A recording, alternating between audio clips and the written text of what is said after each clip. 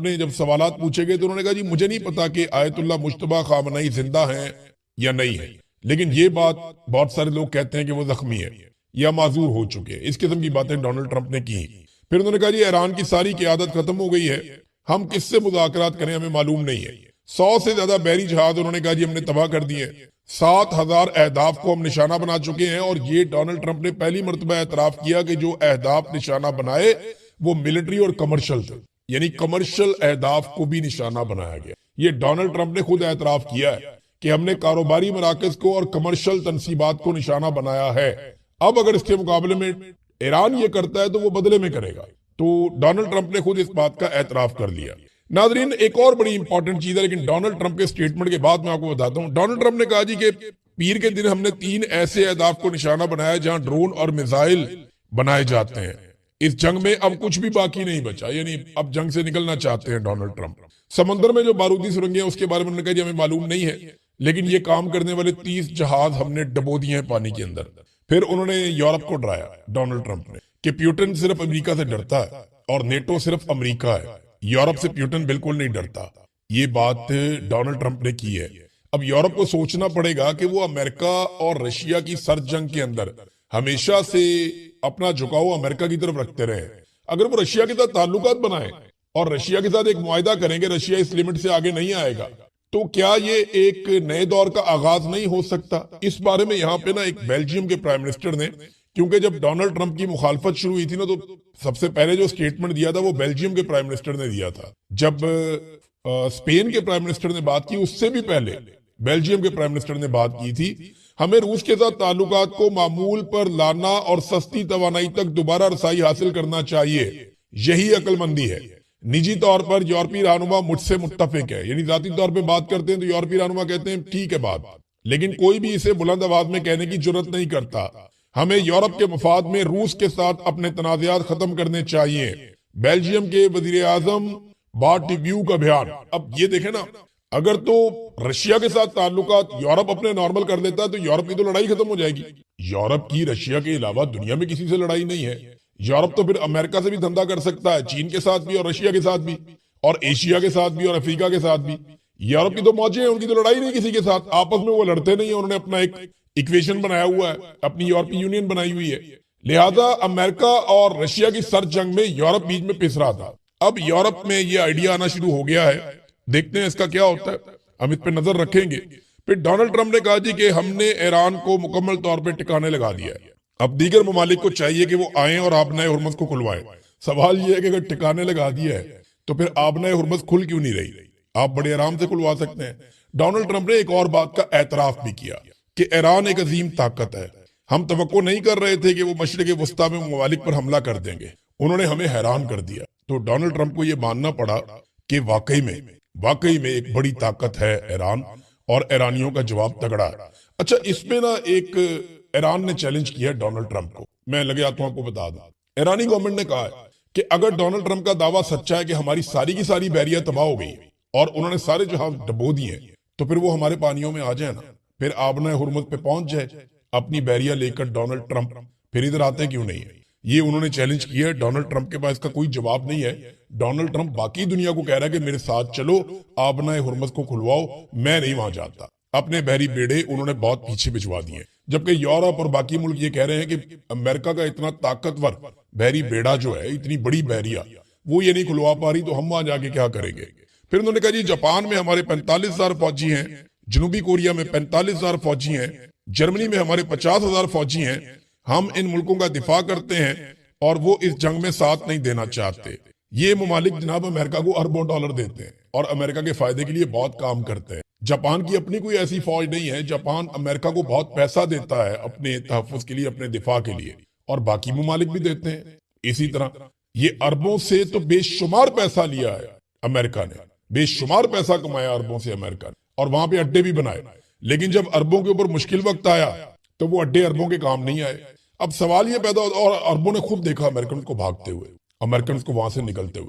یہ اربوں کے لیے بہت حیران کن بات تھی، اور اس بات نے پوری دنیا کو ہلا کر رکھ دیا ہے کہ کیا ہم امریکہ پہ انحصار کر سکتے ہیں اپنی حفاظت کے لیے؟ کیا امریکہ ہماری حفاظت کرے گا مشکل وقت آنے پر؟ یہ سوال آج پوری دنیا کے دماغ میں ہے، اور شاید اسی لیے ممالک اب اپنے اپنے دفاع کے بارے میں الگ طریقے سے سوچ رہے ہیں. دنیا جو ہے وہ کروٹ لے رہی ہے, یہ تبدیلی آئے گی. آپ دیکھیے گا 8-10 سال کے اندر بہت ساری چیزیں بدل جائیں گی. ایک اور سوال اٹھایا جا رہا ہے پوری دنیا میں کہ جس امریکہ اور اسرائیل کا یہ حال ایران نے کر دیا, اگر کہیں اس امریکہ اور اسرائیل کی لڑائی روس کے ساتھ یا چائنا کے ساتھ ہو گئی تو ان کا کیا بنے گا. یہ سوچ کے ہی جو ہے وہ امریکنز کو خوف آنا چاہیے کہ جب ایران کے سامنے اتنی بری طرح ایکسپوز ہو گئے ان ہتھیاروں کے ساتھ اور اس وار سٹریٹجی کے ساتھ اور ایسی لیڈرشپ کے ساتھ, تو پھر رشیا یا چائنا کے ساتھ براہ راست پنگا ہو گیا تو پھر بنے گا کیا. اب اسرائیل کی حالت یہ ہو چکی ہے کہ ان کے انٹرسیپٹرز تقریباً بڑھ چکے ہیں, فارغ ہی ہو گئے. اب اسرائیل کے اندر کوئی ایسا نظام موجود نہیں ہے جو ایرانی میزائل آئیں اور ان کو روکے. شروع میں جو ویڈیوز ہم دیکھتے تھے ان میں سے 90% میزائلوں کو اسرائیلی ہوا میں تباہ کر دیتے تھے, پھر یہ شرح کم کرتے کرتے 70%, 40% تک آ گئی. اب ہم یہ دیکھ رہے ہیں کہ اگر 10 میزائل آتے ہیں تو ان میں سے 1 یا 2 کو اسرائیل روک پاتا ہے, باقی جا کر اسرائیلی عمارتوں کے ساتھ ٹکراتے ہیں. یہ بڑی خوفناک سچویشن ہے اسرائیل کے اندر, اور اسی وجہ سے آپ کو نیتن یاہو کہیں پہ دکھائی بھی نہیں دے رہا. ایک ناظرین مسلمانوں کے نام خط لکھا ہے, اور نہ صرف مسلمانوں کے نام بلکہ اسلامی ممالک کے نام ایک خط لکھا ہے علی لارنجانی نے. یہ ایران کی جانب سے انہوں نے 6 نکات لکھے ہیں سارے مسلمان ممالک کو.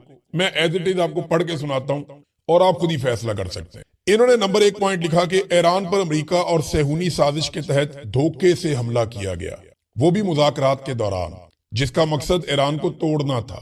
اس جارحیت میں اسلامی انقلاب کے ایک عظیم رہنما سمیت بہت سے شہری اور فوجی کمانڈر شہید ہوئے, مگر حملہ آوروں کو ایرانی عوام کی شدید قومی اور اسلامی مزاحمت کا سامنا کرنا پڑا.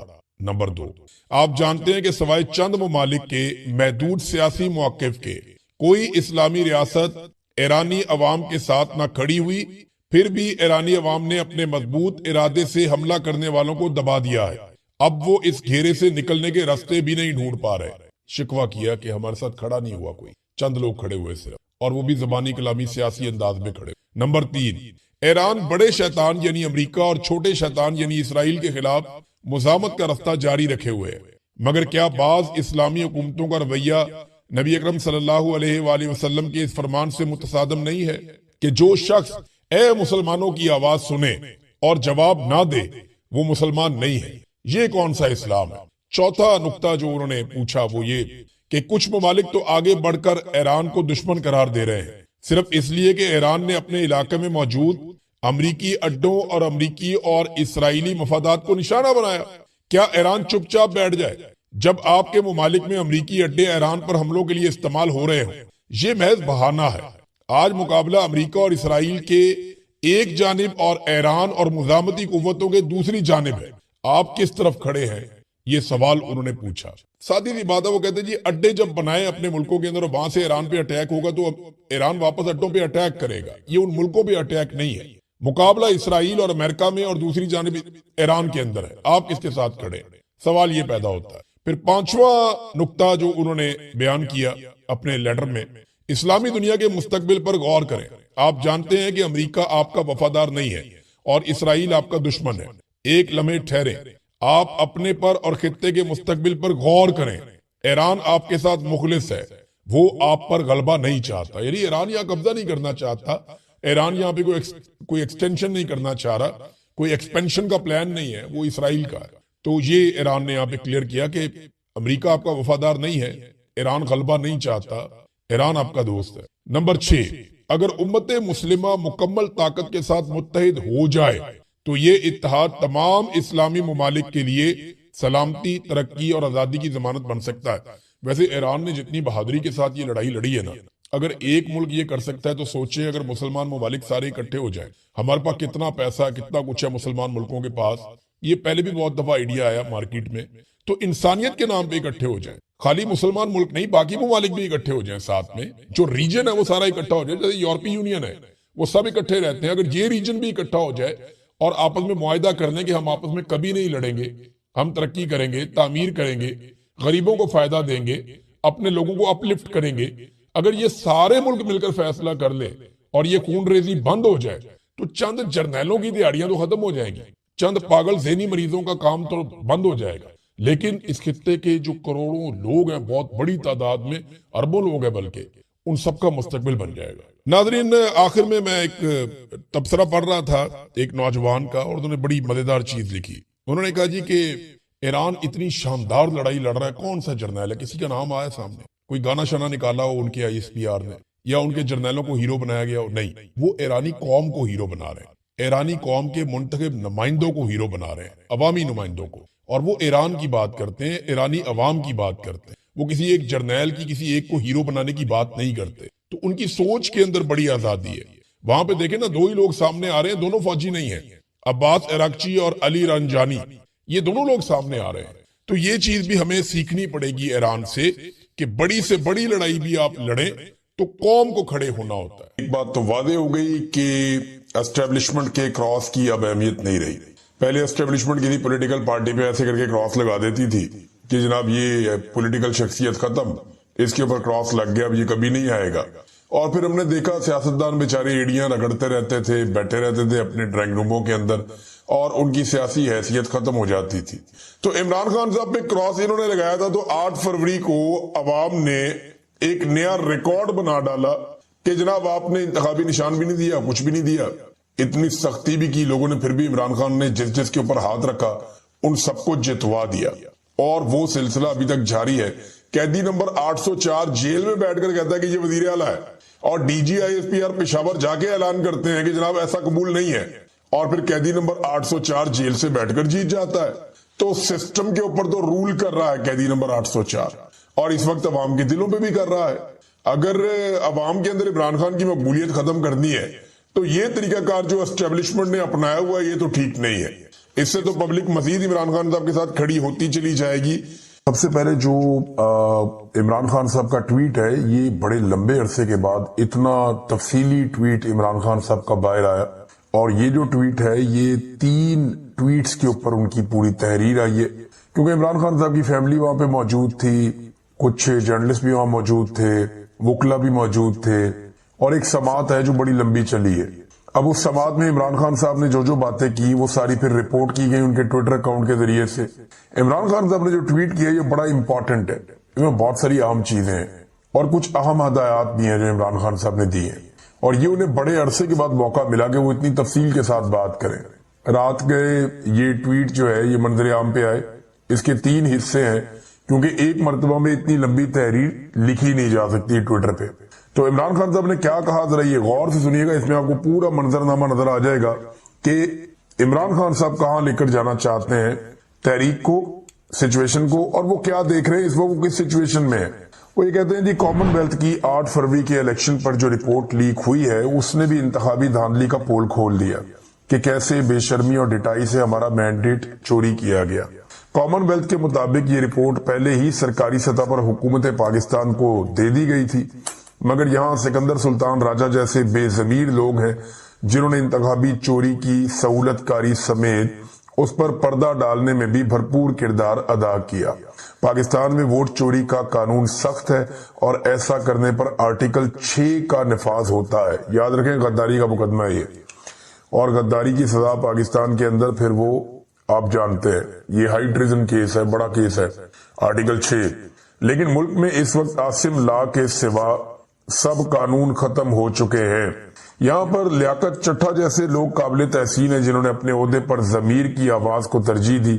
اس چوری کے بعد عوام کا قتل عام کیا گیا اور 26ویں آئینی ترمیم کی گئی۔ اس ترمیم کے خلاف بھی جن ججز نے آواز بلند کی وہ تعریف کے قابل ہیں۔ دھاندلی پر قائم حکومت کو قانونی طور پر قبول کرنے کا وقت اب ختم ہو چکا ہے، اسی لیے سینٹ اور پارلیمانی کمیٹیوں سے استعفے دے دیے گئے ہیں۔ اپنے ارکان پارلیمنٹ کو پیغام دینا چاہتا ہوں کہ ملک میں نافذ عاصم لا سے بالکل نہ گھبرائیں، نہ ہی جیل سے گھبرائیں۔ ایک فرد واحد اپنے اقتدار کی ہوس کو پورا کرنے کی خاطر آپ کو دبانا چاہتا ہے۔ آپ جتنا ان سے ڈریں گے یہ اتنا ہی آپ کو دبائیں گے۔ آپ حق پر ہیں اور حق اور سچ انسان کو بہادر بناتا ہے اور حق کی ہی فتح ہوتی ہے۔ یہ جی پہلا حصہ تھا، اور اس میں عاصم منیر صاحب کو انہوں نے ڈائریکٹلی عمران خان صاحب نے رگڑا دیا کہ جناب یہ آپ کو ڈراتے ہیں، یہ فرد واحد ہے، یہ اپنے اقتدار کی ہوس پوری کرنا چاہتا ہے، اس طرح عمران خان صاحب نے کہا، اور یہ آپ سب کو دبانا چاہتا ہے، آپ جتنا ڈریں گے یہ اتنا آپ کو دبائے گا، اور آپ حق پر ہیں. حق اور سچ انسان کو بہادر بناتا ہے اور حق کی ہی فتح ہوتی ہے. اچھا, یہاں عمران خان صاحب نے ایک بڑا ٹیکنیکل نقطہ اٹھایا. پاکستان میں تو دہشت گردی ہوتی ہے نا, تو یہ سارے لوگ یا جو بھی ٹاؤٹ ہیں اسٹیبلشمنٹ کے یا موجودہ رجیم کے جو سہولت کار ہیں یا جو بینیفیشری ہیں, وہ سارے یا ملٹری اسٹیبلشمنٹ کے لوگ, یہ کچھ چند لوگ ہی ہیں, ساری فوج تو ایسے نہیں سوچتی, یہ چند لوگ ہیں, وہ یہ پروپیگنڈا کرتے ہیں, بیانیہ بناتے ہیں کہ دیکھو نا عمران خان بات کرتا ہے افغانستان کے حق میں, دیکھو نا عمران خان بات کرتا ہے بات چیت کی, یہ دیکھو یہ قتل عام ہو رہا ہے. عمران خان صاحب نے اس کا توڑ دیا کہ یہ قتل عام ہو ہی اس لیے رہا ہے کہ آپ بات چیت نہیں کر رہے. تو عمران خان صاحب نے کہا کہ جو پائیدار امن بات چیت سے ہی ہوتا ہے. خیبر پختونخوا میں کچھ کرنے کی کوشش ہے, جو کچھ کرنے کی کوشش ہے وہ صرف تحریک انصاف کی حکومت کو غیر مقبول کرنے کے لیے ہے. ملٹری آپریشن سے دہشت گردی مزید بڑھے گی, اور جب پولیس اس بڑھتی ہوئی دہشت گردی کو کنٹرول کرنے میں لگے گی تو گورننس اور امن و امان کا بیڑا غرق ہو جائے گا. خیبر پختونخوا کے تمام M P As, M N As اور سینیٹرز وزیر اعلیٰ کے ساتھ بیٹھ کر وہاں کے مسائل کا جلد از جلد حل نکالیں. اب ناظرین, یہ بڑا امپورٹنٹ ہے. عمران خان صاحب نے ایک مرتبہ پھر اپنے جو ڈیل ان کو آفر کی جاتی ہے اس بارے میں عمران خان صاحب نے کھل کر بات کی ہے. ویسے کیا لیڈر ہے, نواز شریف کا منہ بالکل ایسے بند چپک جاتا تھا جیل میں جا کر, کوئی سٹیٹمنٹ نہیں دینا, کسی کے خلاف بات نہیں کرنی, بس ڈیل ڈھونڈو, کسی طرح کوشش کرو, کوئی بوٹ لبو پالش کریے نکلی ہے. تو ہمیشہ میاں صاحب کی مرحومہ جو والدہ صاحبہ, ان کا ایک سٹیٹمنٹ تھا کہ ڈیل کرو نکلو یہاں سے, یعنی جان چھڑاؤ, ڈیل کرو جان چھڑاؤ. یہ اخبارات میں چھپا ہوا ہے, اور انہوں نے ڈیلیں کی ہیں. ان کے 6 مہینے ان کے ٹویٹر ہی بند رہتے تھے. ان کی ڈیل کے لیے 6 مہینے ان کے ٹویٹر خود ہی بند ہو جاتے تھے. عمران خان صاحب جیل میں ہیں, کچھ بھی نہیں کر سکتے, ان کا ٹویٹر پھر بھی کام کر رہا ہے. اندازہ کریں آپ, پوری ریاست لگی ہوئی ہے, عدالتوں میں کیس چلائے ہوئے ہیں کہ اس کا ٹویٹر کسی طرح بند کر دیں. نہیں, کیا نارا آدمی ہے. ویسے عمران خان نے کہا جی مجھے بار بار ڈیل آفر ہوئی اور کہا گیا کہ ملک چھوڑ کر چلا جاؤں یا خاموش ہو جاؤں تو میرے کیسز ختم کر دیے جائیں گے, لیکن پہلے دن سے میرا موقف ہے کہ میں ان مقدمات کا سامنا عدالتوں سے کر کے ہی باہر آؤں گا, کسی ڈیل کے نتیجے میں ہرگز نہیں. اسی لیے مجھ پر بے بنیاد 300 مقدمات بنائے گئے ہیں. کوئی بھی اور شخص ہوتا تو ان مقدمات کا سامنا نہیں کر پاتا, لیکن میں جانتا ہوں کہ میں بے گناہ اور حق پر ہوں. یہ بات بالکل ٹھیک ہے عمران خان صاحب کی. عمران خان صاحب بالکل کہہ رہے ہیں کوئی اور ہوتا تو برداشت ہی نہ کر پاتا. سیریس کہہ رہے ہیں, صحیح کہہ رہے ہیں. عمران خان واقعی بہت مضبوط آدمی, کیونکہ میں اس میں تو گزرا ہوں, میں جانتا ہوں یہ ہیومنلی پاسبل ہی نہیں ہے. یہ بہت مضبوط آدمی ہے جس کو عمران خان آپ لوگ جانتے ہیں. عمران خان نے کہا کہ میں جانتا ہوں کہ میں بے گناہ اور حق پر ہوں. اب توشہ خانہ کا جھوٹا کیس بھی مکمل طور پر زمین بوس ہو چکا ہے. پروسیکیوشن کی جانب سے پیش کیے گئے گواہان بریگیڈیئر احمد اور کرنل ریحان نے اقرار کیا کہ توشہ خانہ کے تحفے میرے گھر نہیں گئے بلکہ توشہ خانہ میں جمع کروائے گئے اور ان کے کاغذات مکمل ہیں. اب اس مقدمے میں بریت ہو جانی چاہیے. خصوصی طور پر بشرا بیگم کی ضمانت تو ہو جانی چاہیے کیونکہ وہ خاتون ہیں اور اس کیس میں ان پر ایڈنگ اینڈ ابیٹنگ کا ہی جھوٹا الزام ہے. مجھے معلوم ہے کہ 26ویں ترمیم والی عدالت اوپر سے لکھے لکھائے فیصلے ہی سناتی ہے جو قانون کے مطابق نہیں عاصم لا کے مطابق ہوتے ہیں. ترتیب بھی یوں رکھی جائے گی کہ پہلے توشہ خانہ 2 میں سزا سنائی جائے گی جو میں آپ کو بات کر رہا تھا, اور پھر القادر میں ضمانت کا فیصلہ آئے گا. یہی اسکرپٹ ہے اور عدلیہ فی الحال قانون کے بجائے اسکرپٹ پر ہی چل رہی ہے جو دیا ہوا ہے. ناظرین دیکھتے ہیں نا ابھی کیا ہوتا ہے. ابھی آپ کو چند گھنٹوں کے اندر, جب میں ویڈیو ریکارڈ کر رہا ہوں تو چند گھنٹوں کے اندر سارا آپ کے سامنے کھل کر آ جائے گا. وکلا کے سامنے بیٹھ کر کہا کہ اس کے لیے آپ سارے ذمہ دار ہیں, آپ لوگوں نے وقت پہ آواز نہیں اٹھائی, اور آج سے چند سال کے بعد جب وکلا یہ دیکھیں گے کہ عدلیہ کتنی تباہ ہو گئی ہے تو اس کے لیے وہ ذمہ دار ان ججوں کو نہیں ٹھہرائیں گے, آپ کو ذمہ دار ٹھہرائیں گے. یہ ذمہ داری آپ کے کاندھوں پر ہے.